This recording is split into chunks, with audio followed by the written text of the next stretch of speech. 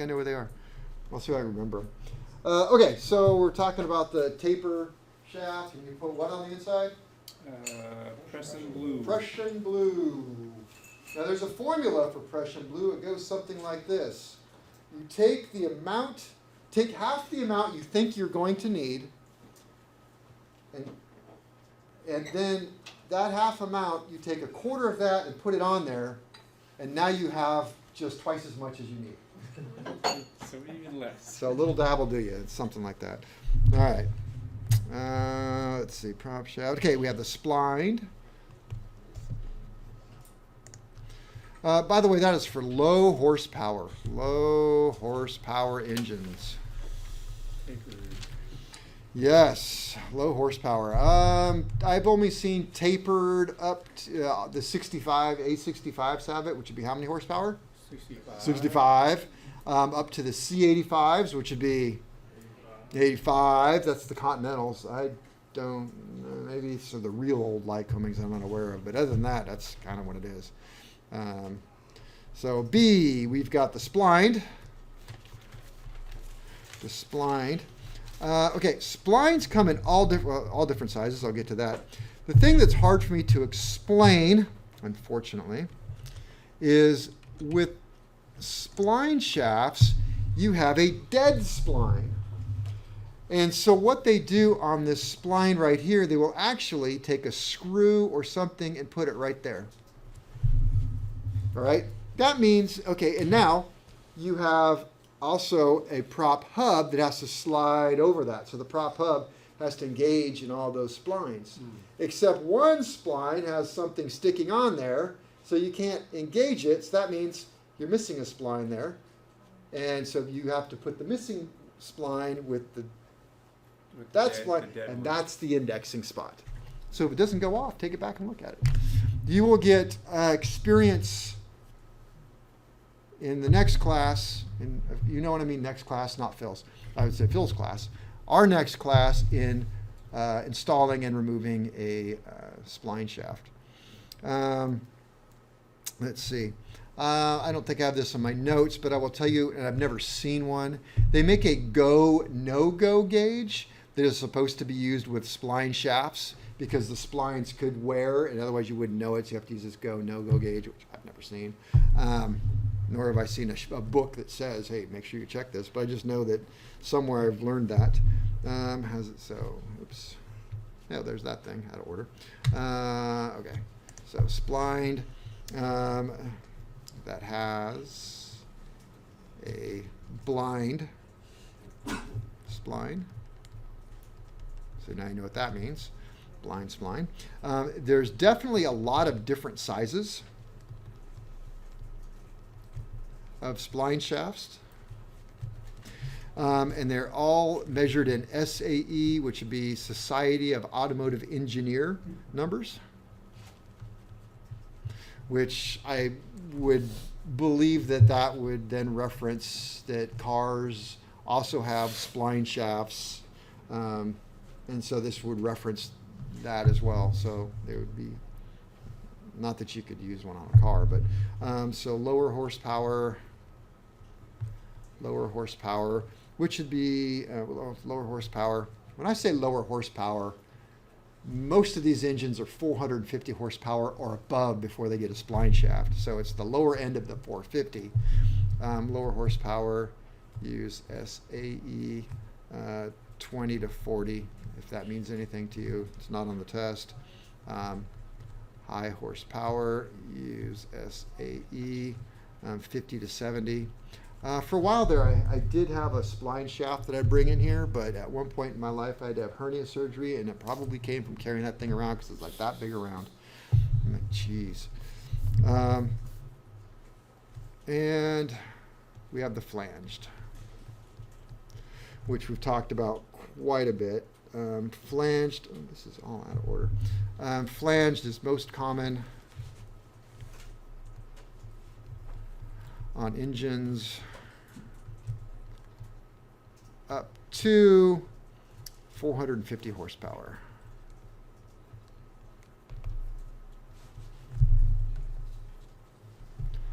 Oh yeah, I talked about the prop flange bushings.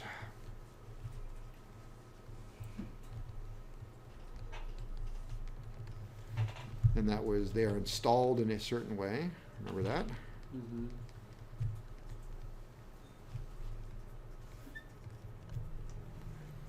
Where do you find out how to install them? You said it too. Well, just think. Where'd you find that information? In the When in doubt, say, the manual. oh, yeah, the manual. Be specific. You got to get used to this. You're going to go to oral practical someday. Okay. Where are you going to find the information? There you go, overhaul manual. If not, though, no, I can ask you. If not the overhaul manual, then Service instructions. service instructions, bulletins, letters. Can't go wrong with that. Overhaul. Be prepared to have your answer. So the master bushing is different to clock. Clock. You know what clock means? That means which way you put it, the propeller, in reference to top dead center. Number one, to clock the prop. And it is in service instruction 1098. If I say service instruction 1098, is that Continental or Lycoming? That is Lycoming. Otherwise, I would have said the M0 manual.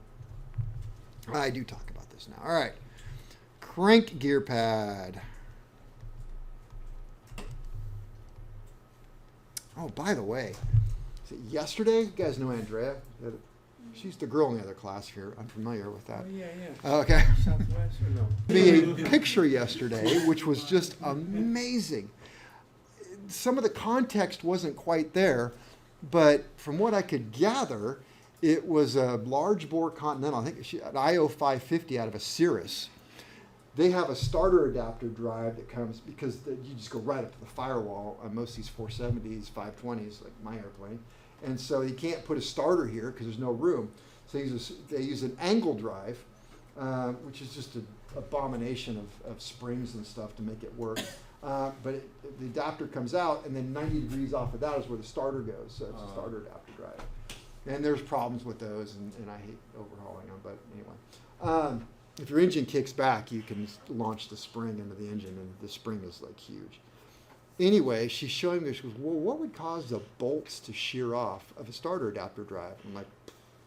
She goes, only thing holding was safety wire. I'm like, well, you don't usually safety wire starter adapter drives. I mean, some of the bolts in the very back of it do have safety wire holes, but it's usually to safety something else because it's like, near the oil filter and stuff. But you could. And she's like, yeah, look. And I'm looking, I'm like, oh my gosh, those are actually crank gear bolts. The person who sent her the picture had the starter adapter drive off and snapped a picture of the crank gear. And I forget if that one has four. I think it's 4 bolts.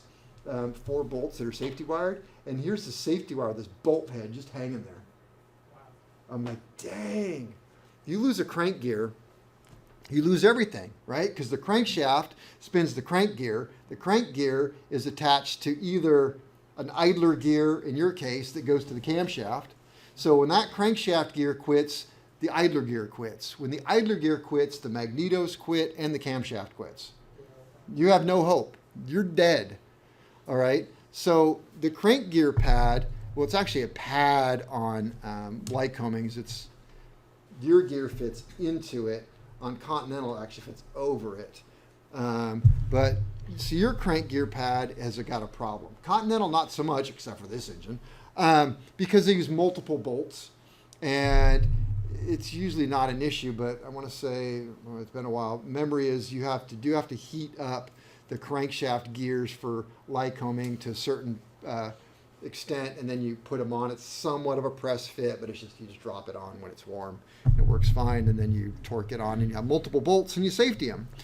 Well, the crank gear pad on the Lycoming has got one major problem, and that it is how many bolts? One bolt. And when that bolt fails, the entire engine fails because it's just one bolt. So Lycoming had this problem, and when you guys get to putting this on, was it service instruction 475? I didn't write it down. I think it's 475. So it became an airworthiness directive. There's been many airworthiness directives and problems and service instructions on this. They had problems with the bolts failing. They had problems with the gears failing. They had all kinds of issues. They have problems. So anything that prevents that gear from, first of all, sitting perfectly flat on the crankshaft will cause a failure. If you have just something in there and it's cocked just a little bit and you torque it, eventually it'll work itself loose, fail the bolt, gear comes off. Gear comes off, engine fails. So the attachment is hypercritical on those. And so I write that crank gear attachment, and this goes for any engine. So why don't they redesign the whole system? Because I guess if you can train people to not do stupid things, then it's fine. It works fine. You know, it's perhaps they're sitting there saying, look, all of the engines that come out of the factory have no problems. It's when you guys in the field start messing with stuff because they train their people. Maybe they're thinking that. Crank gear attachment is critical. Well, I hope that I don't have to list the things that aren't critical because I don't know. So lose the crank gear. You lose the engine. So yeah, reasonably critical. Let me see, crank gear attach bolt. Crank gear attach bolt is a one-time bolt. One-time bolt. Once you torque it and remove it, you throw it away. I don't care if the engine started or didn't start it. It's just done. It's a one-time bolt. Once it is torqued and removed, throw it away.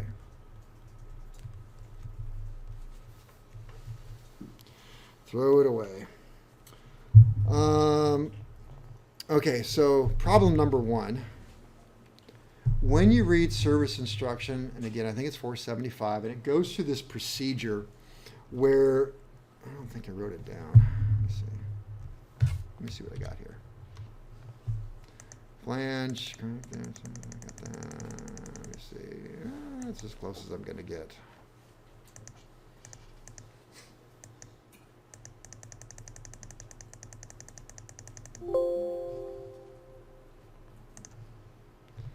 All right.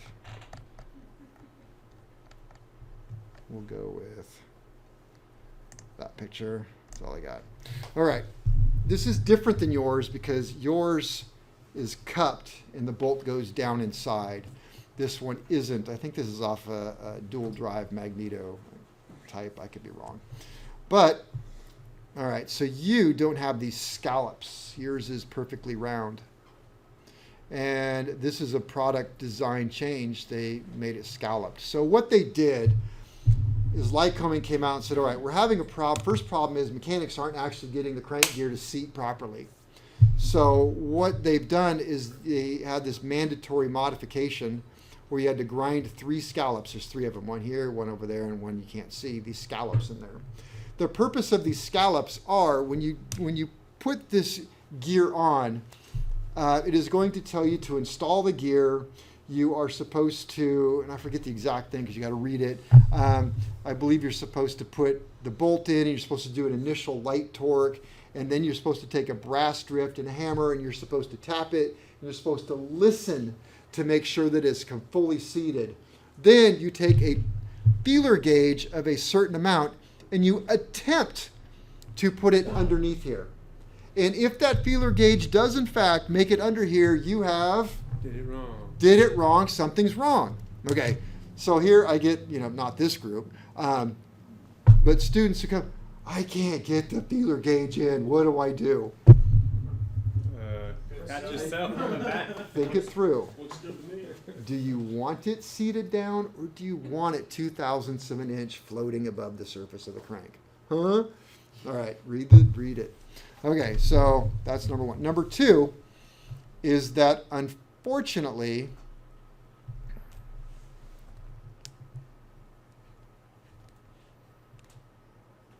a half-inch wrench would be then half-inch wrench. Let me see. 3/8 is that. It's a quarter. Half-inch wrench is 5/16. Did I do that right? Okay. 5/16 bolt. And then there's a half-inch bolt. Okay, I bring this up to say there are two bolts possible to attach this gear to the crankshaft. It could be a 5/16 inch bolt or it could be a half-inch bolt. The torques are dramatically different, as you could imagine. You all have a 5/16 inch bolt, which means you will use a, and so what will some students do? Going right here to that half-inch torque. I got a half-inch socket, it's a half-inch torque. I need my coffee cup because the wrench size is not the bolt size. So you're out in the field and you're like, oops, I accidentally did it. What happens if you damage the threads going into the crankshaft? It's not a problem. You just need to buy a new crankshaft. You cannot helicoil that. If you're lucky, you can find a repair station who has got a certification to repair those threads. I'm not familiar with anyone that do. Which is not to say that just means I don't know. So, don't screw that up. So what do we take away? Number one, the feeler gauge should not fit. And the wrench size is not the bolt size. All right.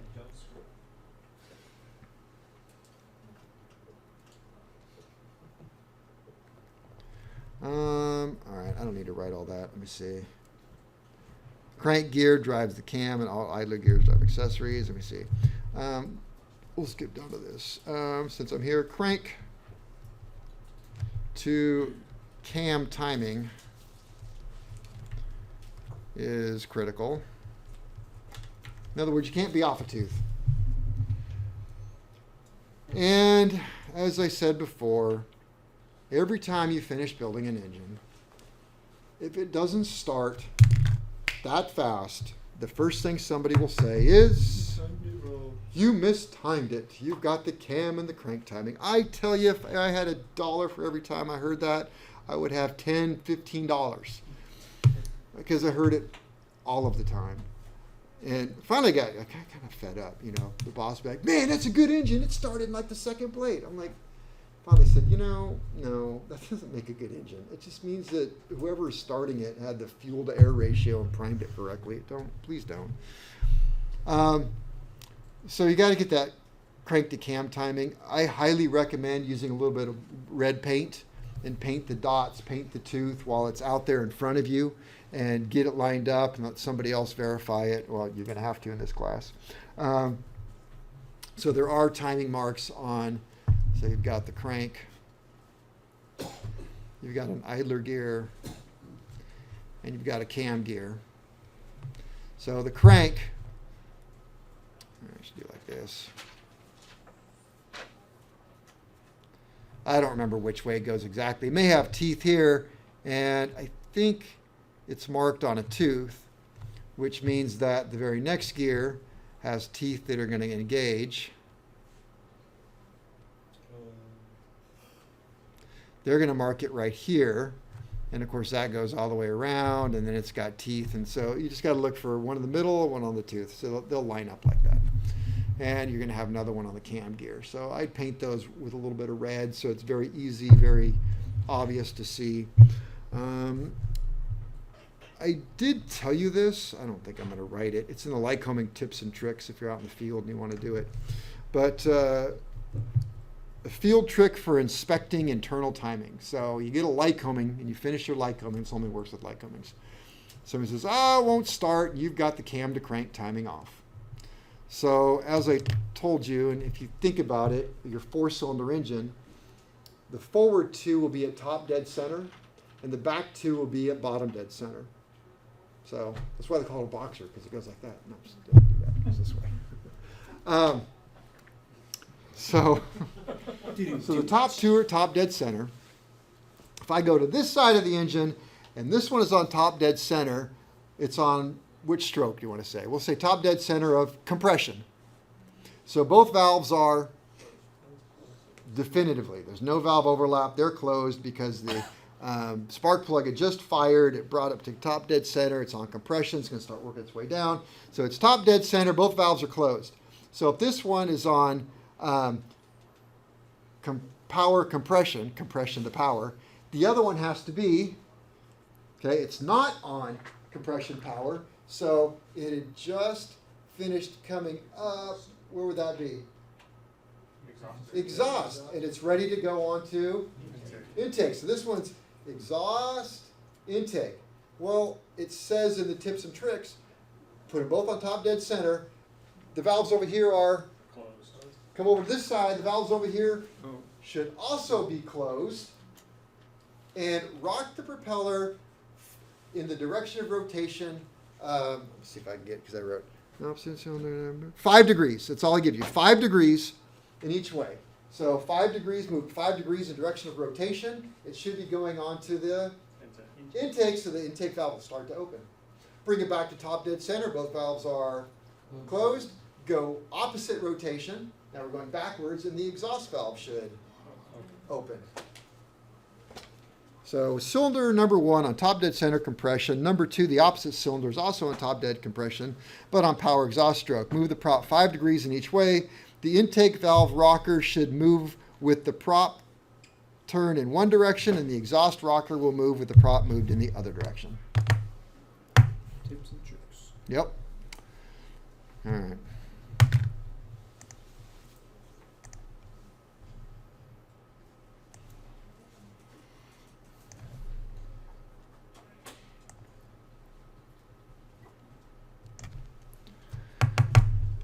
Let's see. We got all there. All right. Let's talk about connecting rods.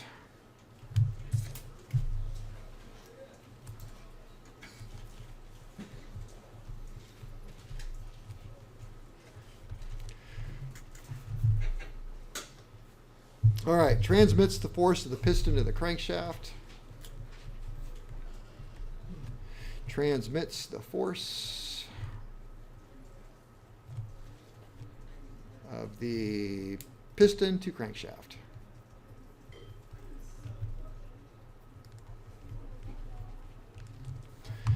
They are made of high strength,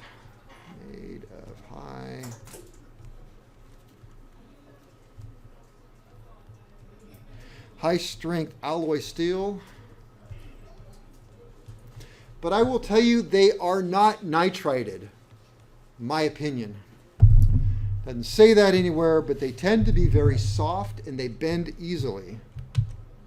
Case in point.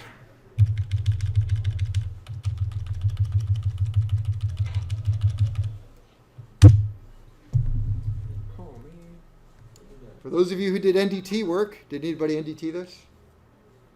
Yeah, we did. Okay. I did a visual inspection. This is not cracked. Okay. There are no cracks. It literally split it right here. It is missing. It split it out. It is not cracked. So there's no way that wasn't nitrated. That, by the way, was about 10 years ago, so that price has gone way the hell up.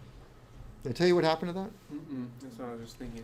In fact, I was listening to a podcast, and apparently this happens to a lot of people, so thank God it never happened to me.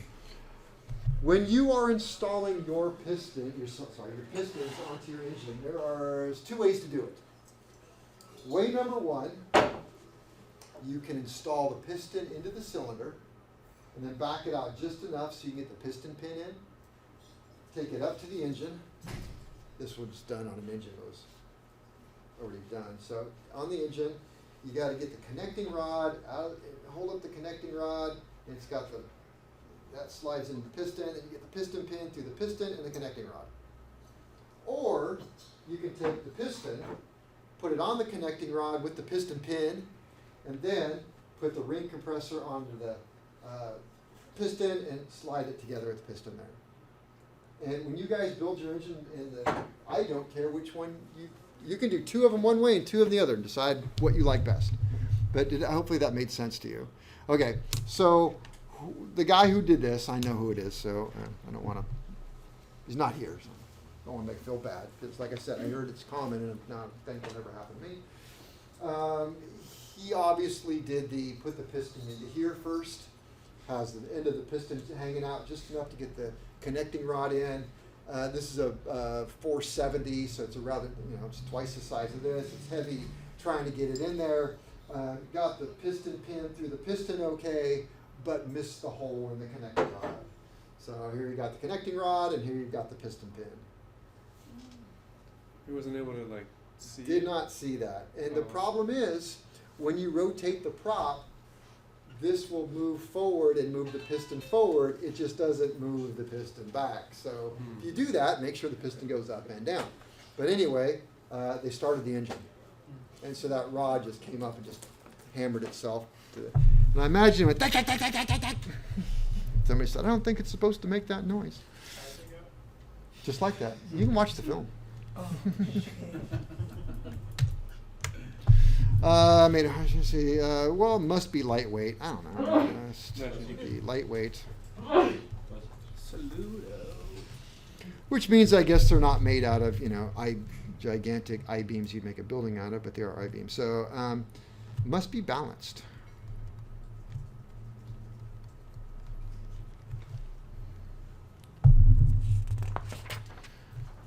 So I think I might ask you this on the test. Balance should be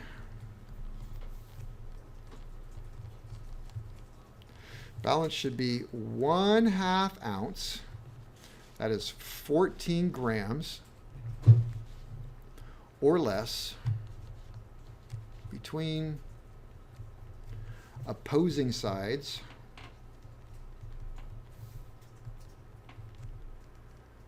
for rods, and 1/2 ounce, which is 14 grams or less, for pistons. And I got that out of the M0 manual, which means it's from Continental. I don't have anything out of Lycoming that I could find on that, so I stuck with that. So that's to say that you balance opposing sides. So the 1 and the 2 should all be within 1/2 ounce, and the 3 and the 4 should be within 1/2 ounce.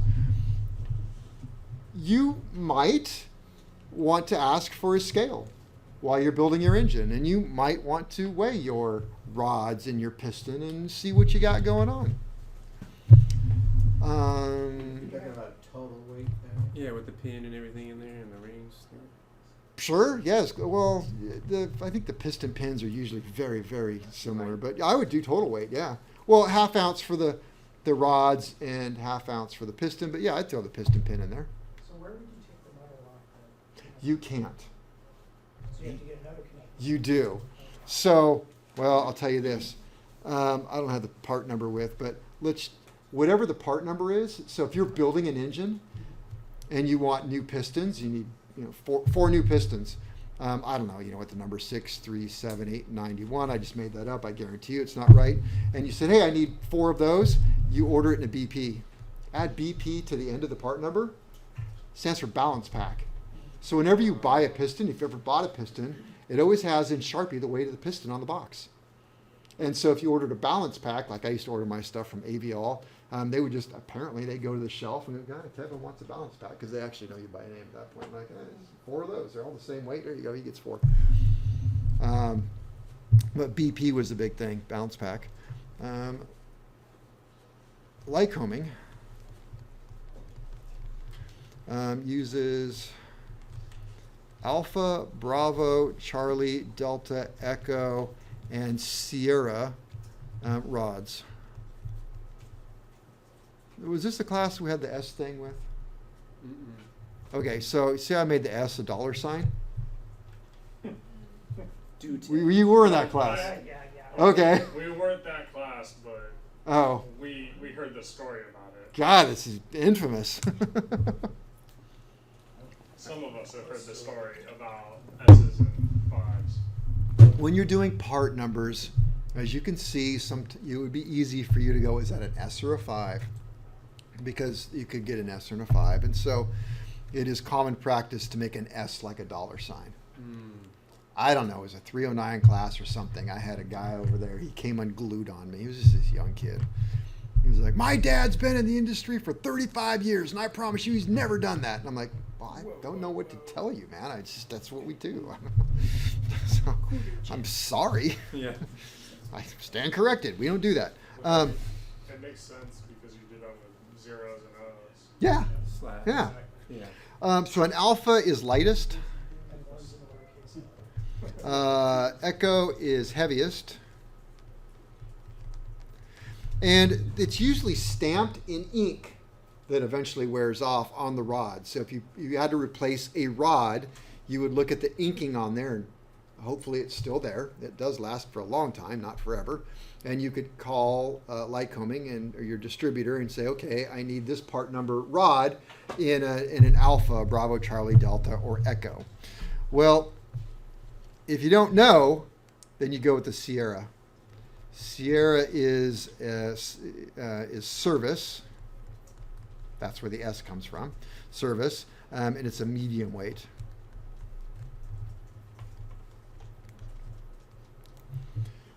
Now you're probably wondering, under what scenario would you have an engine where you'd need to order one connecting rod? I don't know what that scenario is. It's just beyond me how you could destroy a rod and not have to deal with the rest of the engine. So, So if rods are supposed to all be lightweight, does everybody order alphas? I can't think of a scenario whereby you would even order a set of rods. It's just not. Yeah. So, S is medium weight. What is C then? Is that technically? hey, I'm just telling you what Lycoming told me. I'm just a messenger. I'm just the messenger here. If you spun a rod bearing and shut it down before you took out the rod, you may. Wow, yeah, if you got that lucky on it. And you don't want to take apart the opposing side. Well, I guess you could take out that one and weigh it. I don't know, there are other things that I would consider doing before I called my distributor and asked for a brand new Lycoming S rod. There are places like, not to plug anybody specific, but Aircraft Specialty Services, ASS. I like them because they always gave me free t-shirts. You know, as you're a mechanic and you're poor and you need a wardrobe, you order where you give you t-shirts. So I did a lot of business with ASS, a lot of business with ECI back when they were ECI, not Continental. There are a lot of places I had relationships with where they were overhaul shops that specialized in component overhaul. And so a relationship with them, if I needed a rod, like I was overhauling an engine and one rod failed, like the inspection, I had a lot of rods failed the inspection underneath the bearing for fretting. I would often send them out as a set and have them reworked and repaired. You can do that. Or if I needed one, I would weigh it and call my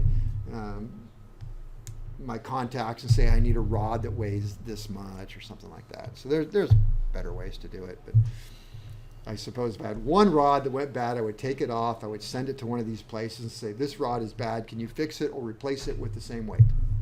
That would be what I would do. But they didn't ask me. Let's see. Point E, they are an H or I-beam. What's the difference between an H or an I-beam? One's horizontal, one's vertical. There you go. One's horizontal, one's vertical, as far as I can tell. Close enough. Let's talk about the large end or the big end. The big end. Well, that's the part that goes on the crankshaft, so connects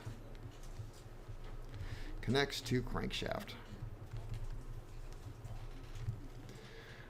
They are, as you already know, stamped with the cylinder number.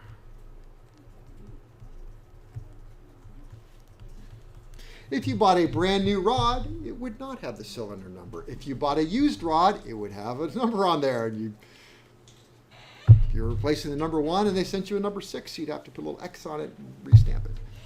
What is it? Let's see.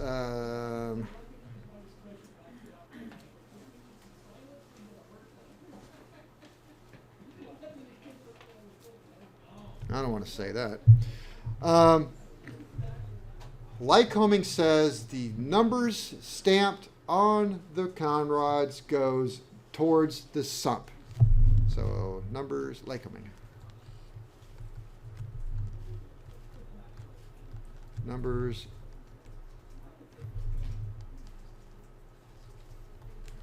towards the sump, which is down.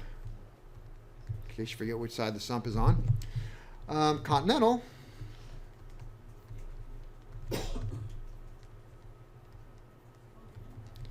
Numbers towards the top, which would be up. Regardless,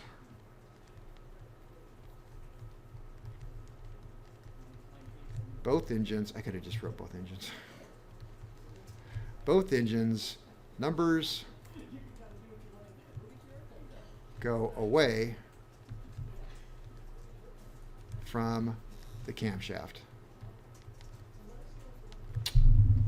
Because on a Lycoming, the camshaft goes on the top, and so the numbers go towards sump. It went away from the camshaft. On a Continental, the camshaft's on the bottom of the engine, and the numbers go up towards the top.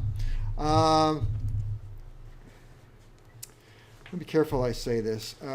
Some engines, orientation is meaningless.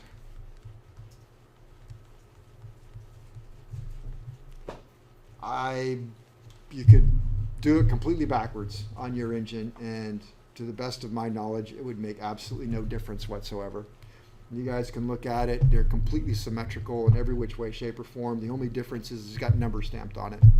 The one thing you do have to make sure is both numbers go together. If you try and put like the one here and the one here, they don't fit too well.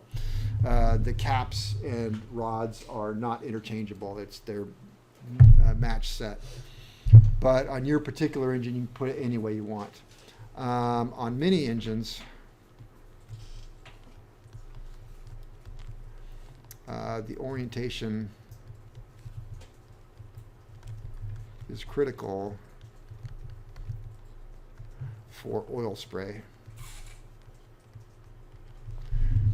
Your particular engine is force-fed oil from the main bearings through the crankshaft, around the sludge tube, out a hole. It force feeds around the bearings. It's pressure oiled on the bearing around the connecting rod. It leaks out the sides and sprays around. On a lot of engines, the cap is drilled with a directional oil spray, and that then pressure oils the bearing on the connecting rod, and the rest of the oil goes through that hole that is drilled through the bearing and through the rod and sprays across the engine to the cylinder it's opposing.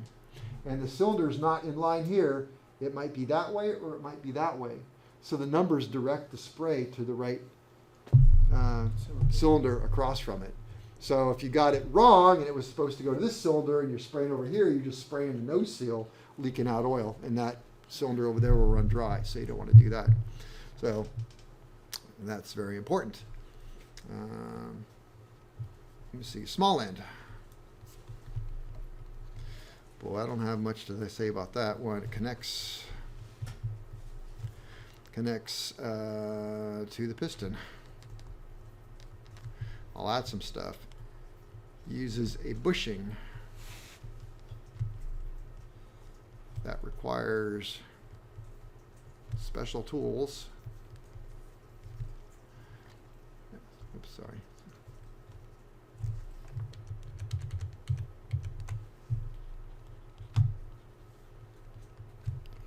To install. Continental. Okay, I'm not going to write Continental more. I'm going to just put TCM, Teledyne Continental Motors. They're sold now, but that's fine. Pressed pressed into place and cut or reamed if you're going to use a reamer. I wouldn't do a reamer. Lycoming, they are pressed into place.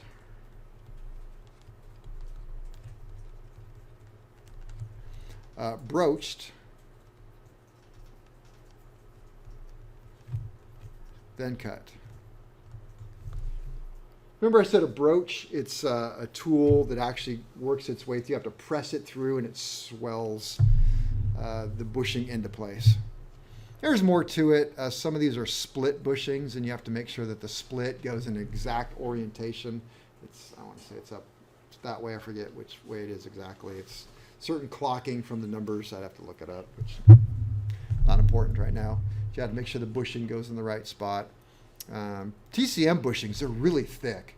And they're much easier to work with. It's just they're really hard to get in.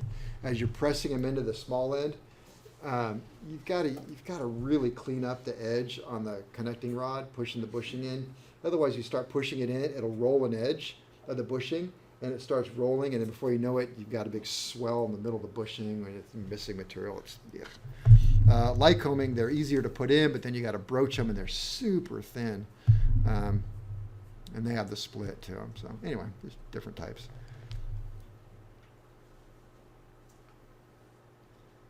All right, so H. 3 basic types of con rods. Well, we have the plain type, which you know what that looks like. Used on opposed or inline engines. You got the pressed bushing on one end and the bearing and split cap on the other end. I don't know, do I need to write all that one? You know what a plain one is? You measure the heck out of them or working with them. We have the forked type. I've never personally worked on the forked type. Michael, how about you? Bet you have. All right, fork type. All right, so yeah, they would be used on V-type engines for aviation. That's about all I know. Got the fork type and the blade, but you see, Allison Rolls-Royce. that's what I was thinking. An Allison V-type Rolls-Royce. So the fork type. Let me see. That is used on V-type. Plain opposed or inline engines, we use those. And we have the master and articulating rod.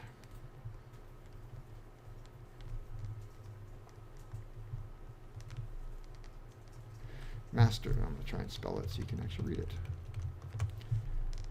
A-R-T-I-C-U-L-A-T-E. Articulated rod assembly.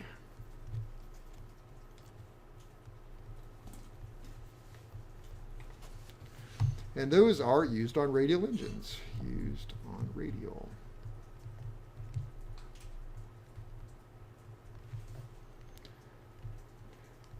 Has one master rod. And the remaining rods are articulating. One master rod, remaining.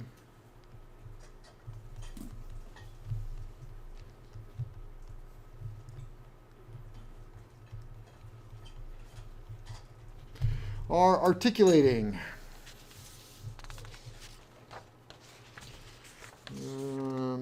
Let's see.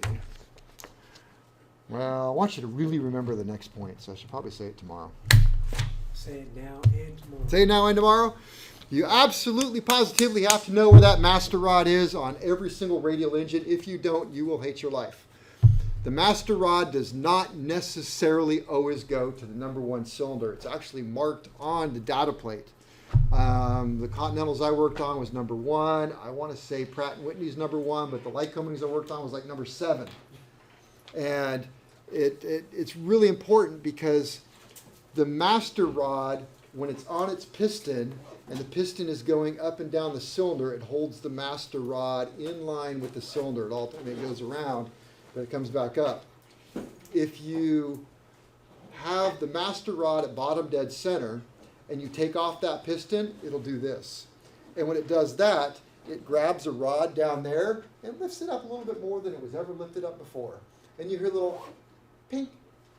And that little pink was the ring on the bottom of the cylinder expanding on the other side of the skirt. So you got a cylinder down here, and the piston pulls out just a little bit more than it used to. Pink. Now the ring is sitting right here. But you don't know that. So you put the piston back on, and it pops a little. Oh, there it goes. It just stopped for a second. I don't know. So that's fine. All that pieces of ring just either fell down in there or inside the engine. Know where the master rod So is. know where the so we'll start there with master rod tomorrow.